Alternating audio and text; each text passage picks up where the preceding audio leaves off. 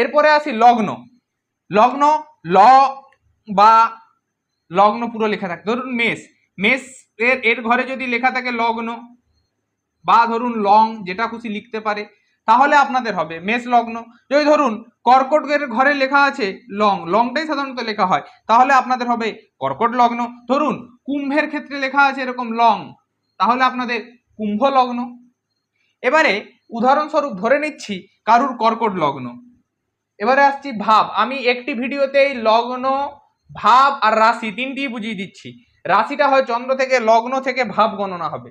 আবারও বলছি, লগ্ন থেকে ভাব গণনা হবে আর চন্দ্র থেকে হয় রাশি।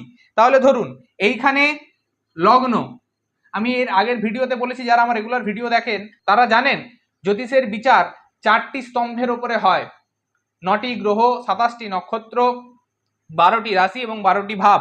এর মধ্যে এই 12টি ভাব আমি আজকে বুঝিয়ে দিচ্ছি জাস্ট একটু সময়ের মধ্যে। দেখুন, যে ঘরটিতে লগ্ন লেখা থাকবে বা লং লেখা থাকবে সেইটি হচ্ছে প্রথম ভাব, 1 নম্বর ঘর। ভাব অর্থাৎ ঘর, 1 নম্বর। অ্যান্টি ক্লকওয়াইজ আমরা ঘুরবো, অ্যান্টি ক্লকওয়াইজ আমরা ঘুরবো। তাহলে এটি যদি 1 হয়, এইটি হবে 2, এইটি হবে 3, এইটি হবে 4, এইটি হবে 5, এইটি হবে 6, এইটি হবে 7, এইটি হবে 8, এইটি হবে 9, এইটি হবে 10, এইটি হবে 11 আর এইটি হবে 12। এরপরে ধরুন কারুর ক্ষেত্রে লেখা আছে এই বৃশ্চিক রাশিতে লেখা আছে লং, তাহলে লং মানে এইটি হয়ে গেল প্রথম ভাব, ধনু দ্বিতীয় ভাব, অ্যান্টি ক্লকওয়াইজ চলবো সব সময়। মকর হবে তৃতীয় ভাব, কুম্ভ হবে চতুর্থ ভাব, মীন হবে পঞ্চম ভাব, মেষ হবে ষষ্ঠ ভাব, বৃষ হবে সপ্তম ভাব, মিথুন হবে অষ্টম ভাব, কর্কট হবে নবম ভাব, সিংহ হবে দশম ভাব, কন্যা হবে একাদশ ভাব, তুলা হবে দ্বাদশ ভাব। আবার দেখুন সেই ঘুরে লগ্ন আসছে।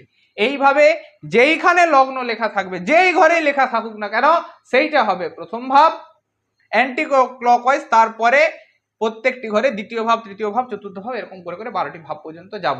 আমার অনেক ভিডিওতেই আমি বলি সপ্তম ভাবে এই গ্রহটি থাকলে, চতুর্থ ভাবে এই গ্রহটি থাকলে, তাহলে আপনারা বুঝবেন কি করে সেটাই আজকে আমি বলে দিলাম। এইভাবে ভাবগুলো বুঝতে হয়, দেখতে হয়। ধন্যবাদ।